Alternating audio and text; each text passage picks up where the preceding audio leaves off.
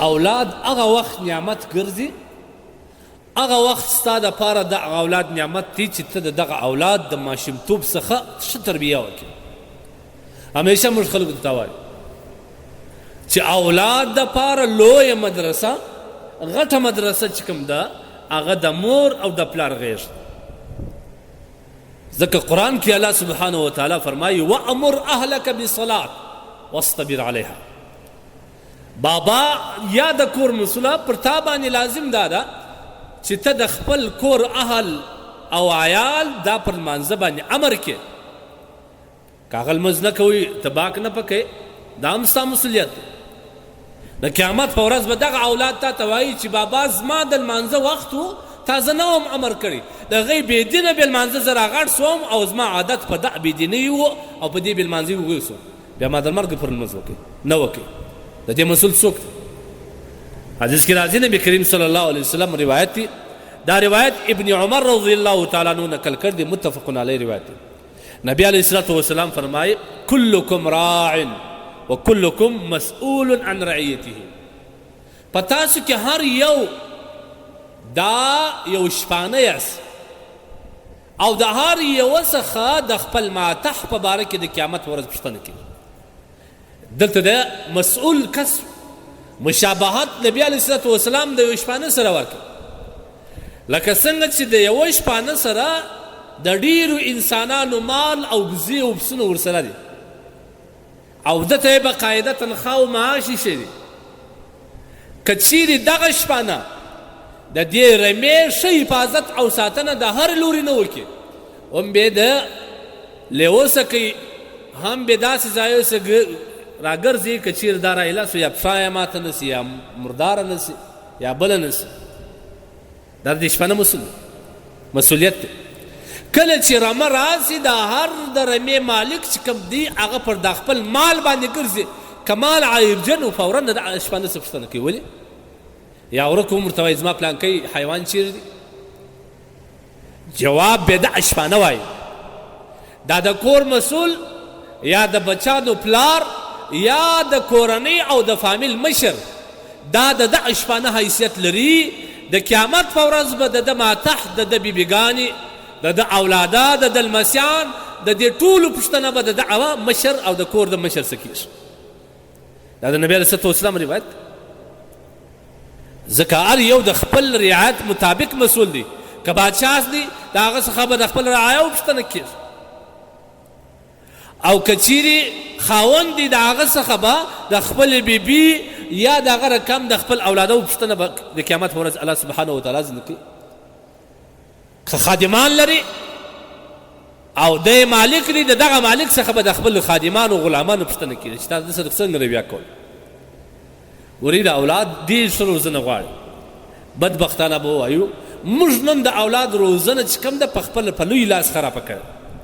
د اولاد روزنه موږ په ټلیفون باندې کوو چې راغلی دی پلار دغه ماشوم ته ټلیفون په لاس واکړي.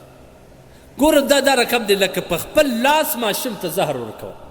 دا ستا شفقت نه دی بابا، دا ستا د دې ماشوم سره ظلم دی، دا ستا د دغه ماشوم سره یو قسم غټ جبر دی چې ته ورسره کوې، جفا ده ورسره کوې، والله که به شی دی.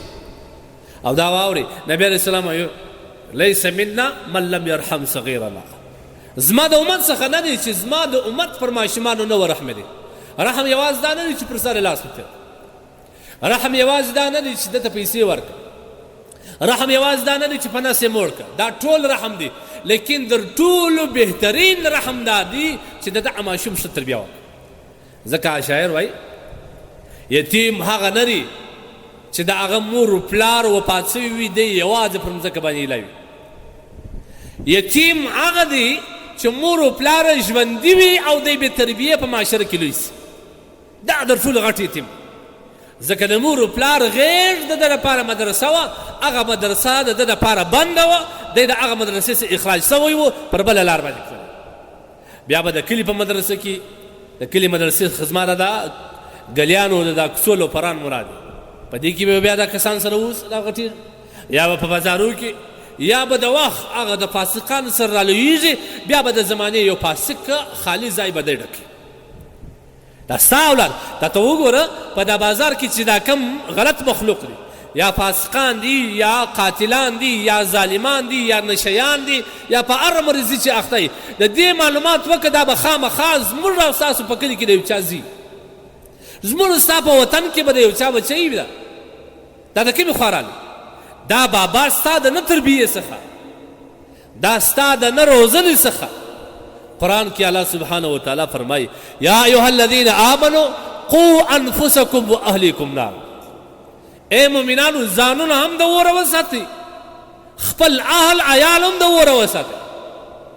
د اور څخه ساتل دا مطلب د دې تربیه داسې تربیه وکړه چې د ټوله روزنه او ټوله زندگی د الله د اطاعت لاندې ترسي. اوکې تا نافرماني دغه تا روزنه نه وکړل، دا به بیا ټوله زندگی د الله په نافرماني کې تېروي. او دا څومره لوی مسؤلیت، دا د چا مسؤلیت؟ یو سړی وایي دا نن سبا خو د کور مشران دا وایي دا پر ما مشر دی، دا زما په خوله نه کوي.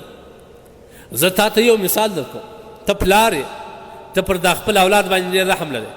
دلته په دنیا کې د دنیا اور د آخرت او د جهنم د اور په مقابله کې هېڅ شی نه دی.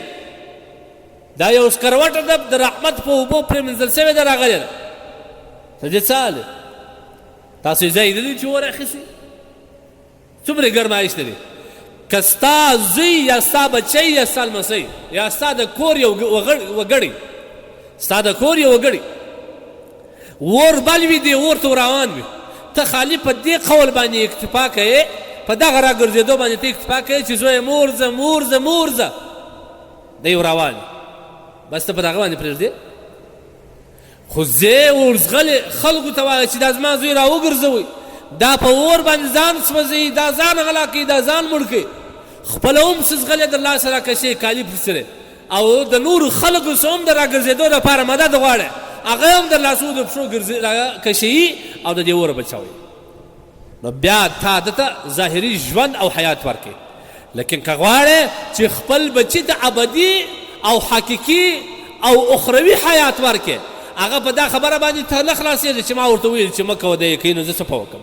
دا رقم بې راکشې لکه ته چې د ظاهري اور سره کشې، دا رقم به د الله سره کشې، دا رقم به د بل چا مدد غواړې، د کلي د مشر مدد به غواړې، د کلي د عالم مدد به غواړې، دی چې د چا څخه خار خوري، د چا خبر پر چلېږي، د هغه مدد به غواړې، دا خپل اولاد به راګرځي. دا رقم نه کېږي، په دې خبره نه سره خلاصېږي. دا واوره په دې خبره ته چېرې خلاصېږي؟ دا ستا اولاد په اور باندې ځان ګډوي ته نه پرېږدې، او نو په دې بیا څنګه پرېږدې؟